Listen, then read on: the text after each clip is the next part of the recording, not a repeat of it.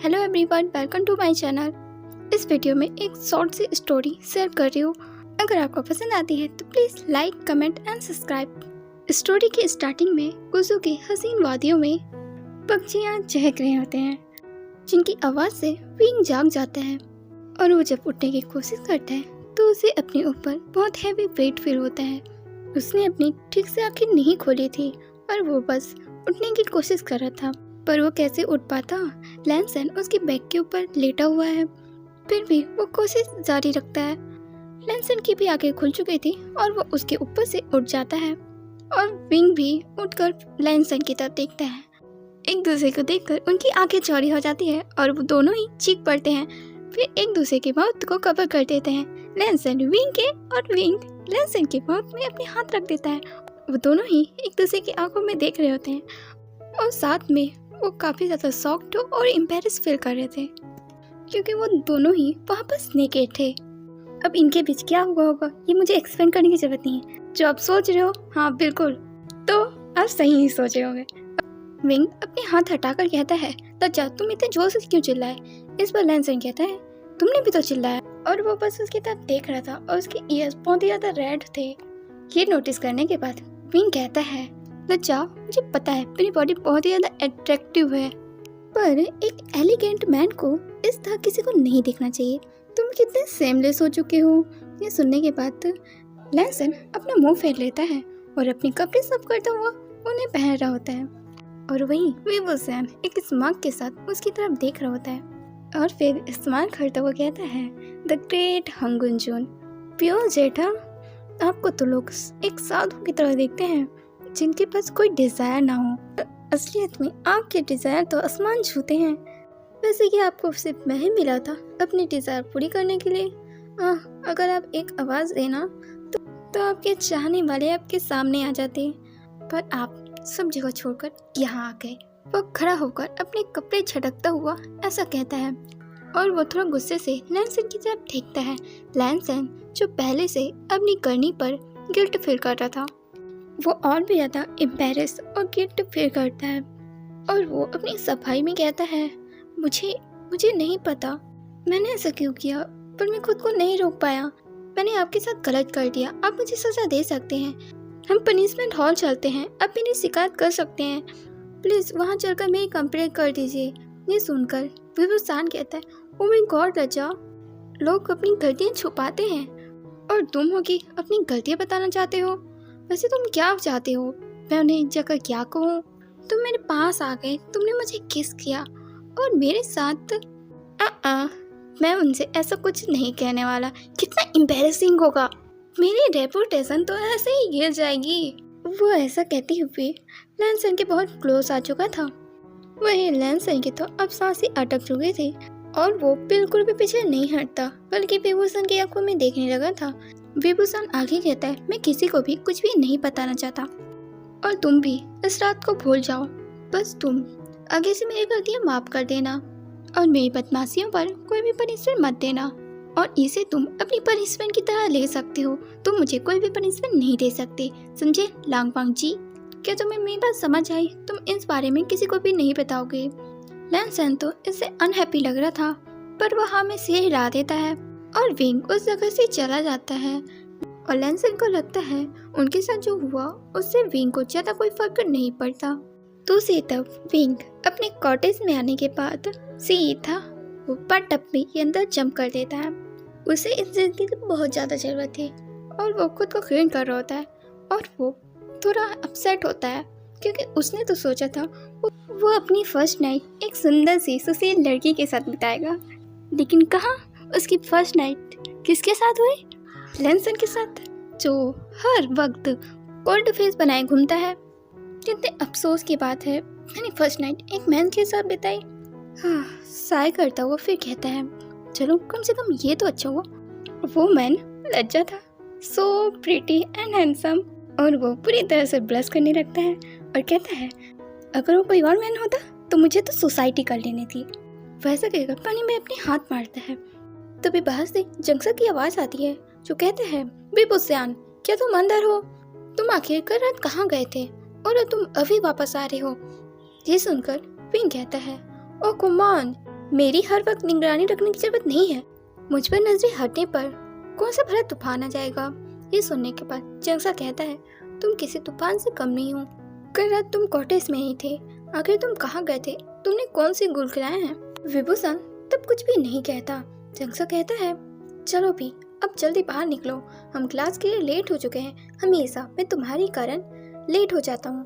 इस पर विभूषण कहते हैं, तुम मेरे कारण लेट नहीं होते हो, तुम अपनी जीत के कारण लेट होते हो, जो तुम मेरा साथ नहीं छोड़ना चाहते। इस पर जंगसा मुंह बनाकर डोर पर नॉक करने लगता है और कहता है, तुम बाहर निकलो। और ये सीन यही कट होता है। इसके बाद अगले दिन का सीन दिखाया जाता है, जिसमें वो दोनों क्लासेस में होते हैं, जहाँ लैनसन भी था और वी उसे इग्नोर करता है। वो अक्सर क्लास में बदमाशियाँ करता था, लैनसन को तंग किया करता था, उसे छेड़ता था, पर आज उसने ऐसी कोई भी हरकतें नहीं की। वो उसे इग्नोर कर रहा था, जैसे कि वो इस दुनिया में एक्सिस्ट नहीं करता है। हालांकि उसकी बदमाशियाँ कम नहीं हुई थी, वो दूसरों को पसंद कर रहा था। और वांगजी जो अक्सर उसे टोक दिया करता था, उसे रूल समझाता था, वो उसे कुछ भी नहीं कह रहा है और उसे अवॉइड कर रहा है। इन दोनों के बीच की खटास को कोई समझे ना समझे, जी वो जो उनको समझ आ रही थी, उनके बीच कुछ तो हुआ है, इसलिए तो उनका भाई इतना अलग बिहेव कर रहा है। और वो वांगजी की फीलिंग से तो अच्छी तरह से वाकिफ थे। तो आखिरकार उन्होंने पूछ लिया, वांगजी तुम्हारे और विंग मास्टर के बीच सब कुछ ठीक तो है ना? वो मैंने इसलिए पूछ लिया क्योंकि तुम दोनों थोड़ा अलग बर्ताव कर रहे हो, कहीं तुम्हारी और उनकी फाइट तो नहीं हुई? ये सुनकर लैनसन कहता है, नहीं ऐसा तो नहीं हुआ। ये सुनकर चिपुचुन कहते हैं, तो फिर ठीक है। तब लैनसन कहता है, भाई चिपुचुन उसकी जब देखते हैं विंग ने उनके बीच जो कुछ भी हो उस बारे में बताने से मना किया था, पर लैनसन अपने भाई से कोई भी बात छुपाता नहीं है, पर वो अब कुछ भी नहीं कहता। उन्हें ये सब बताना गलत होगा, ये अच्छी बात नहीं है। ये सब सोचने के बाद उन्हें कुछ भी नहीं बताता और वहाँ से इजाज़त लेकर विंग के पास आ जाता है, जो हमारे प्यारे नी हुसैन के साथ मस्ती कर रहा था। और वो दोनों काफी ज्यादा हंस रहे होते हैं और फीस पकड़ रहे होते हैं। विंग नी हुसैन को धक्का देता है और नी हुसैन पानी में गिर जाता है और वो पूरा का पूरा भीग जाता है। नी हुसैन चिल्ला रहा होता है, वी भाई अब बहुत ही बदमाश हो। वहीं विंग उसे देखकर जो जो उसे हंस रहा था और इसकी हंसी तब रुक जाती है जब वो वांगजी को देखता है। वांगजी उसके पास आकर कहता है, मेरे साथ चलो। विभूषण शौकीन कहता है, क्या मैं? पर क्यों? लैनसन तो उसे पकड़कर अपने साथ ले जाने लगते हैं। तो विंग कहते हैं, लज्जा क्या हो गया है? लैनसन उसे ऐसी जगह लाता है जहाँ पर आसपास कोई भी नहीं था और वो उसे वॉल पर पिन करता है और कहता है, विंग। ये सुनकर विंग कहता है, हाँ बोलो लज्जा, तुम्हें मुझसे क्या बात करनी है? लैनसन विंग कह रहा था, उसका नाम ले रहा था, पर उसके आगे वो पढ़ ही नहीं पा रहा था। ये देखकर अब विंग कहता है, हाँ बोलो लज्जा, तुम्हें मेरे सामने हेजिटेट करने की जरूरत नहीं है, या फिर तुम्हें मुझसे बात करने में शर्म आ रही है? लैनसन बस उसकी तरफ एक्सप्रेशन लेस देख रहा था और वो अपनी फीलिंग को एक्सप्रेस करने में बिल्कुल भी अच्छा नहीं था। जो उससे कहना है वो उसकी जुबान पर ही नहीं आते हैं। वो एक गहरी सांस लेता है और कहता है, विंग तुम मुझे अवॉइड क्यों कर रहे थे? तुमने आज सुबह मुझे ग्रीट भी नहीं किया। ये सुनकर विभूषण की एक भावे ऊपर उठती है और वो थोड़ा हाथ सोते हुए कहता है, तो ग्रेट हंगुजू ने इस बात को ईगो में ले लिया, मैंने आपको ग्रेट नहीं किया। विंग चीजें गलत वे में ले जा रहा है। वांगजी तुरंत कहता है, नहीं मैं उस तरह से नहीं कह रहा हूँ, मैं ये कह रहा हूँ, तो मुझे अवॉइड मत करो, मेरे से तुम पहले जैसे थे वैसे ही रहो ना। ये सुनकर विभूषण हंसते हुए कहता है, पर लज्जा हम दोनों कभी पहले साथ में रहते ही नहीं थे, तो वे तुम ऐसा क्यों कह रहे हो? वो थोड़ा फनी वे में कहता है। इस पर लैनसन कहता है, हम दोनों के बीच पहले कुछ भी नहीं हुआ था, वैसे रहो। अब विभूषण का थोड़ा फेस सीरियस हो जाता है और वांगजी आगे कहता है, तुम मुझे अलग तरह से ट्रीट कर रहे हो। इस चीज़ में भाई ने भी नोटिस किया और उन्हें लगा हमारे बीच लड़ाई हुई है। मैं समझ रहा हूँ तुम शायद मेरे सामने अनकम्फर्टेबल फील कर रहे होगे और अब तुम मेरा फेस भी नहीं देखना चाहते ना, पर मैं बस चाहता हूँ तुम मेरे साथ वैसे ही रहो जैसे तुम पहले रहते थे, मेरे नोटी फ्रेंड बनकर मुझे पहले की तरह तंग करो। लैनसन की नज़र झुकी हुई थी और उसके ईयर्स बहुत ज़्यादा रेड थे। ये देखकर विभूषण को अब हंसी आ रही थी। उससे पहले सच में वांगजी के सामने थोड़ा सा अजीब तो लग रहा था, क्योंकि वो तो बस उसे अपना फ्रेंड मानता है और उनके बीच जो हुआ वो थोड़ा अनकंफर्टेबल है। और वांग जी के लिए उसके दिल में कोई खास फीलिंग नहीं है, वो बस उसे सताना पसंद करता है। अगर उसे उनके बीच सब कुछ ठीक रखना है तो उसे इस बात को भूलना होगा, क्योंकि वो अपनी दोस्ती को इस वजह से खराब नहीं करना चाहता था।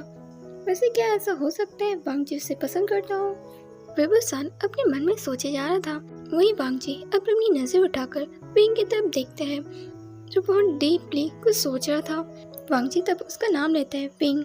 तब विंग उसकी तरफ देखकर स्माइल करता है और कहता है, लज्जा, तुमने कहा मैं तुम्हारा नॉटी फ्रेंड हूँ, जरा तुम मुझे बताओगे तुम्हें मेरी कौन सी नॉटी हरकतें पसंद है? लैंसन अब कोई भी जवाब नहीं दे रहा था, वो बस प्लस कर रहा था। ये देखकर विंग कहता है, ओ लज्जा, तुम इस वक्त कितने ज्यादा क्यूट लग रहे हो। वह तो बहुत ही लगी हो, मैंने हांगकुन जून की क्यूटनेस को देखा है। लैंसन तो साफ फेर कर रहा होता है और वो कहता है, तो अब तुम मुझे इग्नोर नहीं करोगे ना और मेरे साथ रहोगे? विंग एक स्मग के साथ कहता है, क्या एक मेरे लिए प्रपोजल है? कहीं ऐसा तो नहीं है? एक रात बिताने के बाद तो हांगकुन जून को मुझसे प्यार ही हो गया है। बोलो बोलो, तुम मुझे पसंद करते हो ना? और वो लैंसन से चिपक रहा होता है। लैंसन उसे दूर तो नहीं करता, पर वो ऐसा भी नहीं दिखाता, उसे ये अच्छा लग रहा है। विंग को वो जवाब नहीं मिला जो वो चाहता था, तो उसका थोड़ा मुंह बन जाता है और कहता है, हांगकुन जून, हम हमेशा फ्रेंड ही रहेंगे, क्योंकि ना तो तुम मुझे पसंद करते हो ना मैं तुम्हें पसंद करता हूँ। हमारे बीच आगे कुछ भी नहीं होगा, सिर्फ इस वजह से हमने एक साथ नाइट स्पेंड किया। हम कोई रिलेशनशिप में नहीं आ जाएंगे, हमारे बीच जो कुछ भी हो भूल जाओ, कल मिलते हैं, गुड बाय। वो थोड़ा लैंसन को धक्का देकर गुस्से से वहाँ से चला जाता है और लैंसन उसे जाते देख बस साय करता है।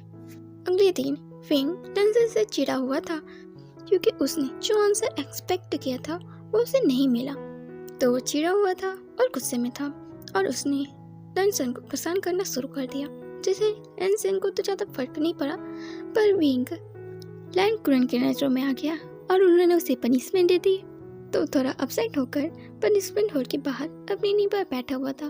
तभी लैंसन भी उसके पास आकर अपनी नींद पर बैठ चुका था। ये देखकर विंग कहता है, तुम्हें किस लिए पनिशमेंट मिली है? तुम अपनी नींद पर क्यों बैठे हो? जिसका जवाब लैंसन नहीं देता। विकी भाई में तन जाती है और उसे उस पर गुस्सा आ रहा था। वो अपना मुंह फेर लेता है, फिर वहाँ पर वो छोटे छोटे पत्थरों से खेलने लगता है, उन्हें उछालता है तो कभी दूसरी साइड फेंकता है।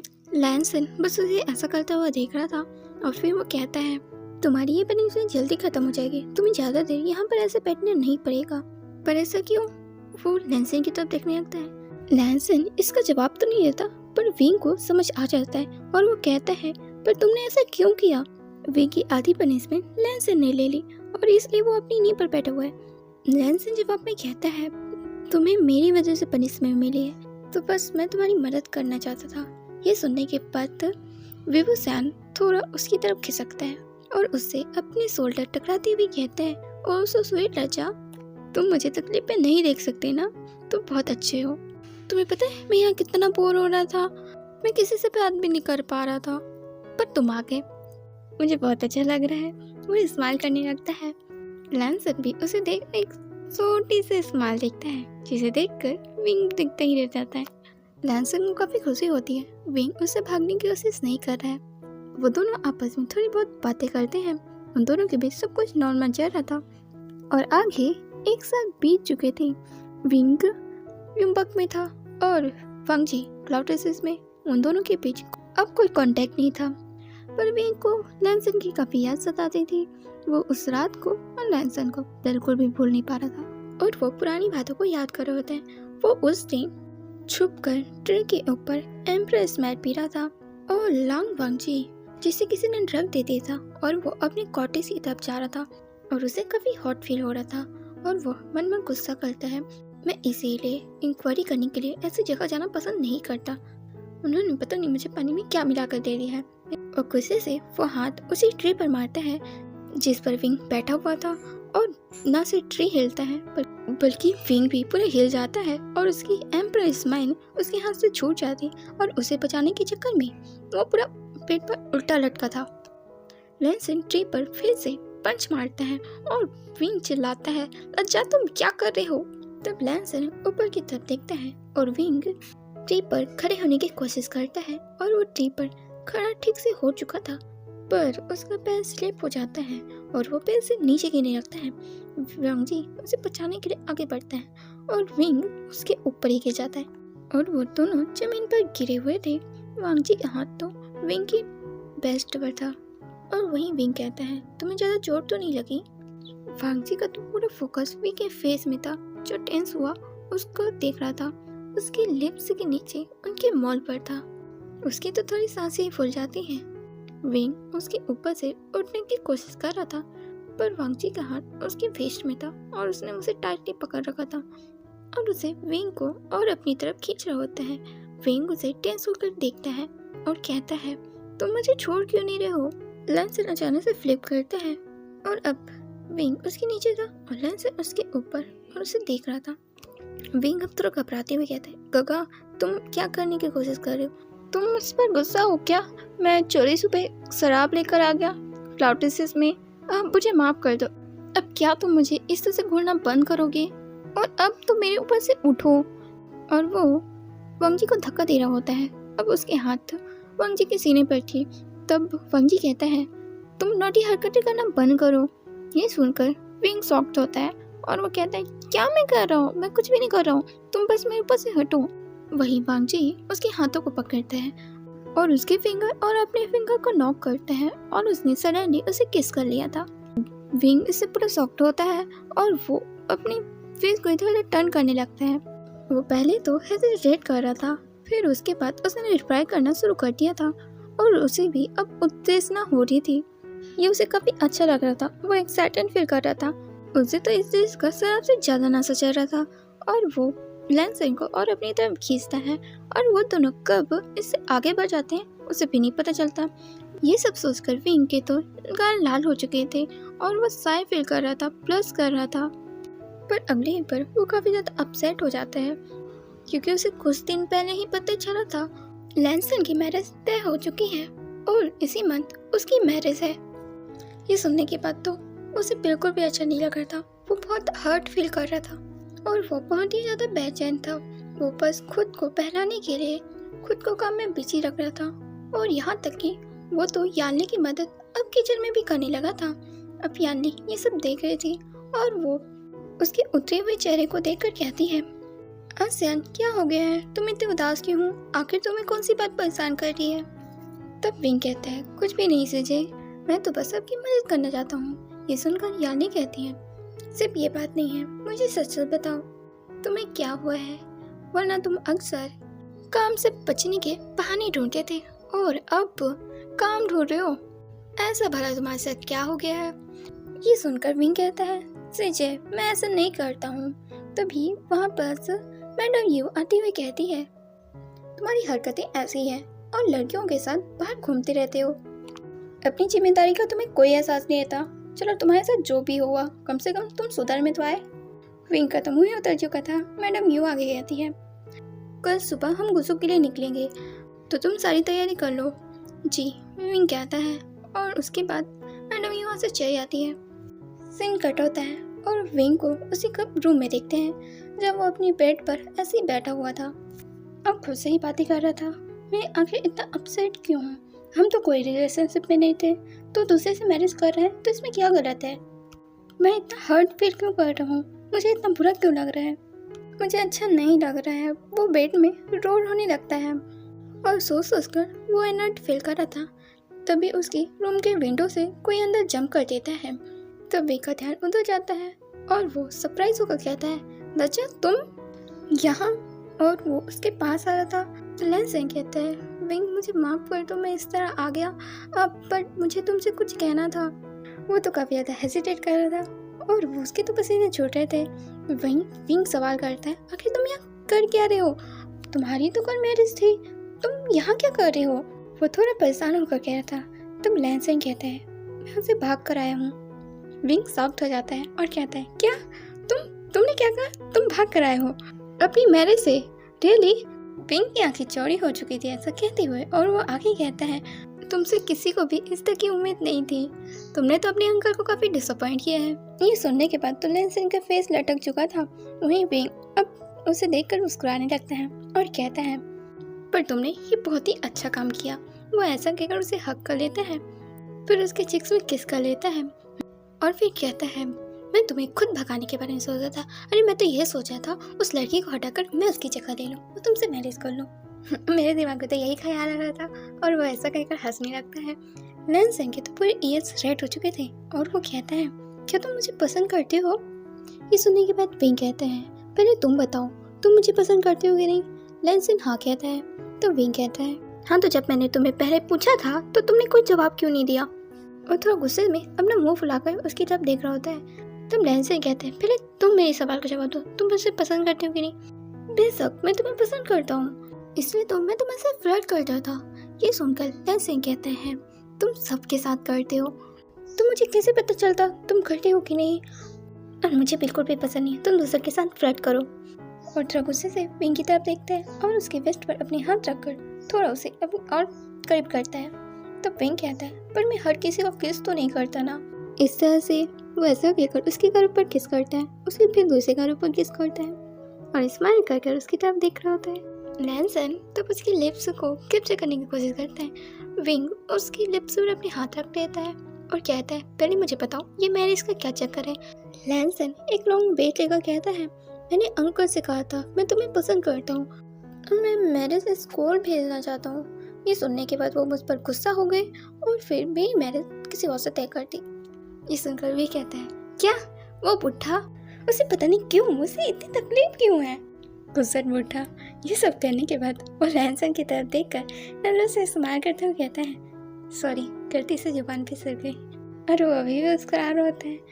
लैंसन बस एक साय करता है और वी के लिप्स को कैप्चर कर लेता है और उसे डीप किस करने लगता है।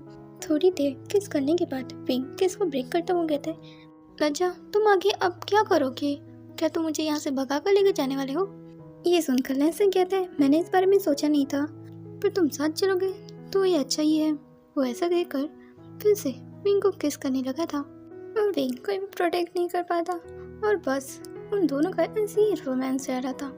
तभी उनके डोर पर नॉक होता है और ये आंट यू थी और वो विंग को आवाज़ दे रही होती है, पेपुसियान। ये सुनकर विंग हड़बड़ा जाता है और वांगजी को खुद से दूर करता है और कहता है हाँ, और फिर लैंसन को छुपने को कहकर वो डोर को ओपन करता है। आंट यू तो उसे ऊपर से घूर रही थी और कहती है, ये तुमने क्या हालत बना कर रखी है? तुम क्या कर रहे थे आखिर? ये सुनकर विंग कहता है, मैं तो बस सोया ही हुआ था। वो अपने बालों और कपड़ों को ठीक करने लगता है और आंट यू उसके रूम में आ जाती है अंदर और इधर उधर देख रही होती है। फिर एक चेयर पर आराम से बैठ जाती है। मैंने यहाँ किसी को आते हुए देखा तो सो मैं यहाँ चली आई। क्या इस बात को जाने दो, मुझे तुम्हें कुछ बताना है। मैंने तुम्हारी मैरिज तय करने के बारे में सोचा है। कुछ दिन बाद तो यानी कि मैरिज हो जाएगी, साथ में तुम्हारी भी कर देंगे। इस मंथ बहुत ही अच्छा शुभ मुहूर्त है। ये सुनकर विंग सॉफ्ट, क्या? पर क्यों? तब मैडम यू कहती, क्या मुझे वो लड़की पसंद आई तो मैंने तुम्हारी मैरिज की बात कर ली और तुम गुस्से में जो बैंक्वेट होगा उसमें तुम मुझसे मिल लेना। ये सुनने के बाद विंग कहता है, पर आंट मुझे मैरिज नहीं करनी है, मतलब कि मैरिज करनी है पर उस लड़की से नहीं।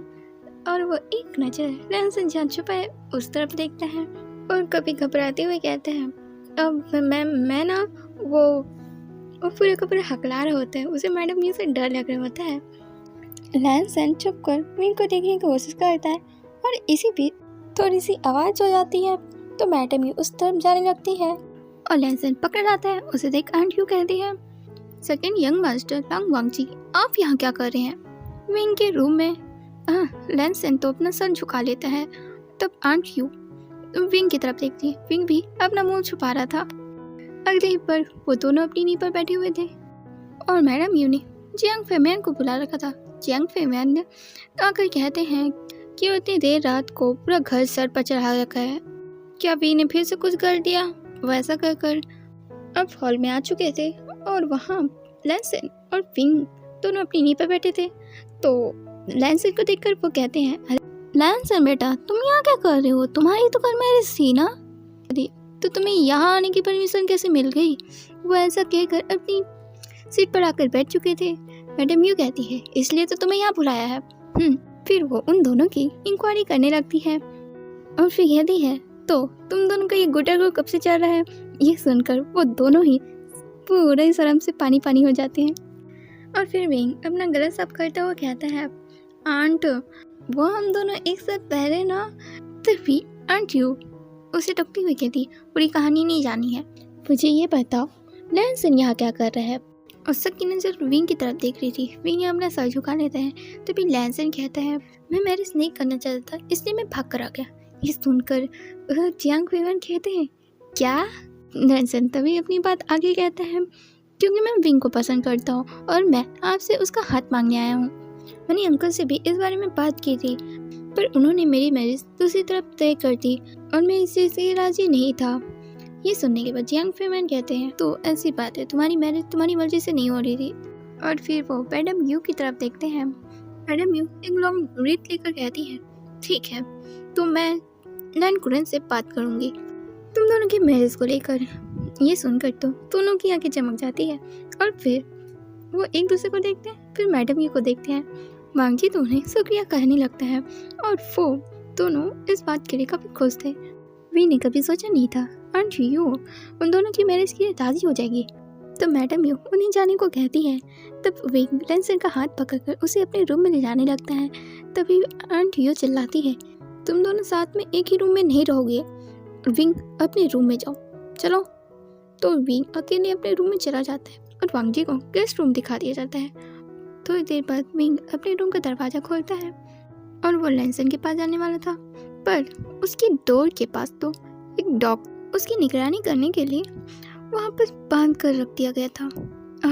और वी उसे देखकर डोर जल्दी से बंद कर देता है और अपसेट होकर कहता है, कितनी गलत बात है, मुझे उससे दूर क्यों कर रहे हैं आप? वो तो हमारे रिश्ते को मान चुके थे ना। वो ऐसा कहीं बेड पर जंप कर देता है और अपना फेस बना रहा होता है। ये सीन यही कट होता है। आगे मैडम यू और जियांग फेमियान लैन कुरन से बातें करते हैं और उन्हें कन्विंस करने की कोशिश करते हैं। फाइनली जब लैन कुरन इस चीज़ के रेडी हो जाते हैं तो उन दोनों की मैरिज करवा देते हैं। और विंग लैंसन से कंप्लेन करते हुए कहता है, रिचुअल में तो ये है, ब्राइड एक दूसरे को अपने हाथों से एक एक जाम पिलाते हैं, तो हम ये टी क्यों पी रहे हैं? ये सुनकर लैंसन कहते हैं, क्योंकि क्लाउड ड्रेसेस में शराब पीना मना है। तो विंग कहता है, ये गलत बात है, कम से कम आज के दिन तो छूट देनी चाहिए। मैं कैसे रहूँगा एम्प्रेस स्माइल के बिना? ये सुनकर लैंसन कहता है, तुम्हें मैरिज करने से पहले सोचना चाहिए था। ये सुनकर विंग अपनी आंखें चौड़ी करके कहता है, तो तुम मुझे जताना चाहते हो मैंने मैरिज करके गलती की? मैं तुम्हें ये सोचने का मौका नहीं दूंगा। लैंसन ये कहता है और उसे वो किस करता है। विंग तब कहता है, मेरे बेस्ट हस्बैंड जरा रुको तो, मैंने अपनी टी पूरी खत्म नहीं की है। पर विंग अब बेड पर था और उसकी टी का कप नीचे गिर जाता है। लैंसन उसकी नेक पर किस किया जा रहा था और वो उसे अनड्रेस कर रहा होता है। बस हमें विंग की मॉर्निंग साउंड सुनाई देती है और इसी के साथ ये फैन फंक्शन यही एंड होता है। Thanks for watching.